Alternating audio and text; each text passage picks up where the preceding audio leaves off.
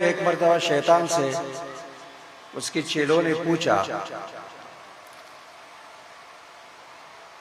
कि क्या वजह है बड़े बड़े इबादत गुजार लोग मरते हैं, बुजुर्गों का इंतकाल होता है, आप इतने खुश नजर नहीं आते हैं, लेकिन एक आलिम का इंतकाल होता है जो सिर्फ फर्ज नमाज पढ़ता है, ज्यादा इबादत भी नहीं करता है। आजकल हम मौलवी लोग फर्ज नमाज भी मुश्किल से पढ़ लेते हैं और नमाजों में ज्यादा सुस्ती उलमा की होती है, तलबा की होती है। ये ऐसे नहीं होना चाहिए।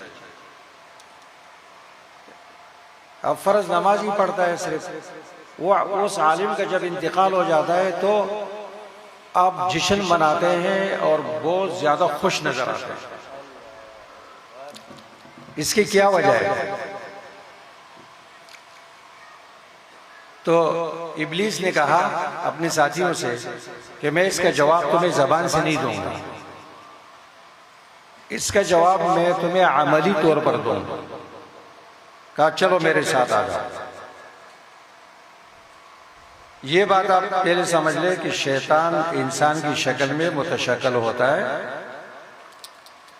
ये कुरान से भी साबित है, हदीस से भी साबित है, कुरान करीम से ये बात साबित है कि बदर के मौके पर शैतान अबू जहल को आगे बढ़ाने के लिए सुराका इब्न मालिक की सूरत में आया था, एक अरबी सरदार की सूरत में आया था। वइज़्ज़य्यन लहुम शैतान वक़ाल ला गालिब लकुम अल-यौम व इन्नी जारुन लकुम। सुराका इब्न मालिक की सूरत में आया था। इंसानी सूरत में शैतान मुतशक्किल होता है। और मुस्लिम शरीफ के मुकद्दिमे में यह बात मौजूद है कि आखिरी ज़माने में एक शख्स कहेगा कि मैंने एक शख्स था, मैं उसका चेहरा जानता हूँ लेकिन उसको मैं नहीं जानता हूँ कि वो कौन था और वो ये हदीस बयान कर रहा था।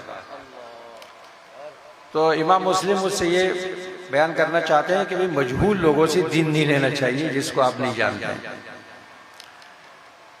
तो ये पहले भी हुआ, आइंदे भी होगा। तो शैतान अपने जमात को लेकर एक मस्जिद में गया और वहां पर एक बुजुर्ग साहब, एक आबिद जो आलिम नहीं था, इबादत कर रहा था। तो शैतानी जमात वहां बैठ गई और जब उसने सलाम पहरा, ये लोग उससे मिले और कहने लगे कि एक सवाल है, आप उसका जवाब दीजिए।